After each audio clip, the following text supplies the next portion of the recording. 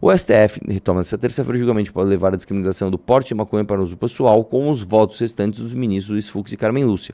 O processo se arrasta há 9 anos sem uma definição. Falta apenas um voto para que o tribunal forme maioria para declarar inconstitucional, apenas em relação à maconha, o artigo da lei de drogas que considera crime de posse de entorpecentes para uso pessoal. Até o momento, 5 ministros se manifestaram a favor desse entendimento. O presidente da corte, Luiz Roberto Barroso, Alexandre de Moraes, Edson Fachin, Rosa Weber, já aposentada, e Gilmar Mendes. Desce aí. Há também 3 votos contra a descriminalização proferidos pelo ministro Zanin. O Zanin, cara... o maior conservador do Brasil, né? André Mendonça e Cássio Nunes Marques. E aí eu vou te explicar uma coisa que você não vai entender aqui. Você não vai entender lendo a matéria. Independente do mérito, como é que... qualquer casa legislativa, você tem camadas de definição, né, para onde um projeto vai. Né? O fato é o seguinte, alguns projetos não têm acordo. Eu estou falando de uma casa legislativa grande. Você pega, por exemplo, como uma Câmara Federal ou uma Assembleia Legislativa de São Paulo, por exemplo, que tem 94 deputados e tal.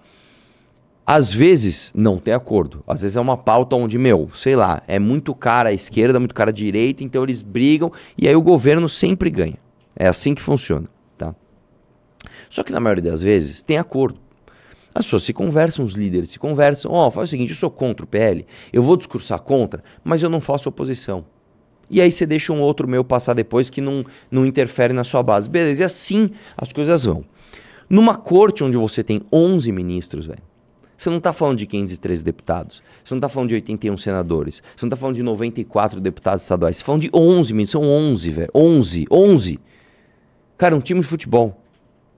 Todo mundo sente e fala assim, vamos lá, qual que é a posição de cada um? O que a gente vai fazer com isso? Nós vamos travar, nós vamos andar, nós vamos aprovar, nós vamos rejeitar. Então já se sabe o resultado. Eu vou te falar o que eu acho que aconteceu.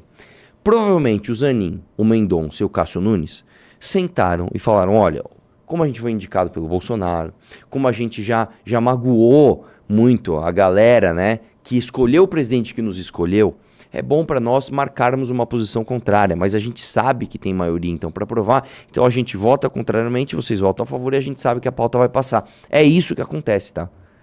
É isso que acontece. Não se iluda que as pessoas chegam lá na hora e decidem. E isso só ocorre, eu vou te dizer o porquê. Isso só ocorre por quê? Porque hoje o ministro do STF tem holofote. Hoje o voto individual do ministro, ele é lido e publicado, cara. Aí o cara sai de lá e ele me dá uma entrevista ainda sobre o voto dele. Que é isso, cara? Que é isso? É um absurdo completo. A corte deveria fazer uma reunião fechada e o que a corte decidisse tinha que ser comunicado por um porta-voz. A corte decidiu isso. Tá? Voltando ao mérito, vamos lá. Bom, caso Fux e Carmen vote pela constitucionalidade da lei, o voto de Toffoli deve ser considerado pela maioria da manutenção do peso da norma, os ministros teriam que discutir quanto a interpretação prevalecerá. No entanto, a expectativa é de que ao menos Carmen Lúcia siga a corrente de descriminalizar o porte de maconha e se manifeste pela inconstitucionalidade. Os ministros também terão que definir qual quantia que configura o uso pessoal. Que aqui, o segredo todo está aqui, tá?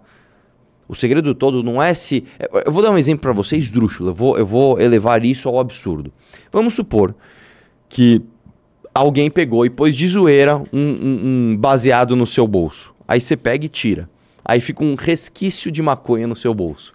Aquilo é considerado crime? Eu tô elevando isso ao absurdo, tá? Se você tiver ali, será 0,00 grama de maconha no seu bolso. Aquilo é... Não. Ao passo que, se você tá com uma mochila, tá? Que tem, sei lá, 10 quilos de maconha na sua mochila. Aquilo tem que ser descriminalizado. Não, o cara só ia consumir esses 10 quilos. Então o fato não está na criminalização em si. A linha divisória é quanto é crime. Quanto é crime? Porque por um lado, aí é a minha visão, aí aqui essa é uma questão opinativa. Você não pode criminalizar qualquer quantidade, porque às vezes, de fato, velho, o cara nem sabia que ele tava com alguma coisa no bolso, ou às vezes o cara realmente, cara, ele, sei lá, tava em casa, era uma calça velha, na época que ele fumava maconha, ele tava com aquele negócio no bolso. Isso, e você não pode meter um cara na cadeia por causa de um negócio desse. Isso realmente é verdade. Por outro lado, você não pode facilitar ao ponto que vale a pena para os traficantes colocar um bolso, alguma coisinha no bolso de um aviãozinho, sei lá o quê, e se ele for pego, não era para consumo pessoal. Então esse assunto é delicado, cara. E é muito triste que ele esteja sendo decidido por 11 pessoas. Não importa se você gosta, se você não gosta. Não são 11 pessoas que representam 220 milhões de habitantes. Essa discussão deveria ser técnica e deveria ser tratada pelos representantes da sociedade na Câmara Federal. Vamos lá, vamos continuar. Os ministros terão que definir a quantidade. 4 ministros, Gilmar Mendes, Alexandre Moraes, Barroso e Rosa, fixaram a quantidade de 60 gramas, ou seja, 6 plantas fêmeas para diferenciar usuário e traficante. Já Zanin e Nunes Marques defenderam que o limite seja 25 gramas, enquanto Mendonça disse que deveriam ser 10 gramas. Para Fachin, cabe ao Congresso definir a quantia, e Dias Toffoli defendeu que a Anvisa é quem deve definir os parâmetros em até 18 meses. Eu vou dizer que é o seguinte, cara. O Fachin e o Toffoli, por incrível que pareça, eles são os mais conscientes nesse assunto. Porque, a meu ver, se eles vão descriminalizar isso, quem deve decidir a quantidade é ou o Congresso ou a Anvisa. Eu acho que a Anvisa não deveria, porque a gente sabe que a Anvisa é um órgão político, tá? Não é um órgão técnico, é um órgão absolutamente político. Eu acho que deveria ser decidido pelo Congresso e deixa a sociedade debater esse tema, né? Quem é político também é o próprio STF. Aqui, ó, leia aqui, senhor Duval. Qual parte? O processo sobre drogas começou a julgar em 2015 e foi paralisado em diversas ocasiões por pedidos de vista, mas tem para análise de ministro. A gente quer outra coisa. As pessoas não sabem o que é vista, é basicamente o seguinte: tá um negócio de votação, você pede vistas. Ó, eu quero olhar esse projeto, eu preciso de mais tempo para ele. Geralmente, em casas legislativas, você tem prazo para devolver. Por exemplo, na Assembleia é 1 semana. Então eu posso pedir vista do projeto e fico 1 semana com ele. Semana seguinte, mais alguém pode pedir vista por 1 semana. E acabou, esse é o prazo máximo. Né? Ah, mas e se outra pessoa quiser ver? Pede vistas conjuntas, que chama. Então eu e o Drax estamos pedindo vista no projeto que tem 1 semana para analisar.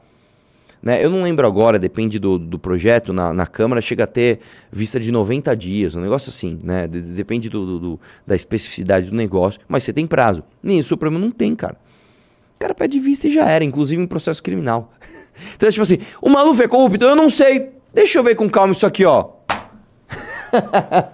É assim que funciona. Inclusive o Maluf, é um caso, um dos caras que tá solto por causa disso. Quer ver outra? Gleisi Hoffmann. Quer ver outra? O namorado dela, Lindbergh Faria.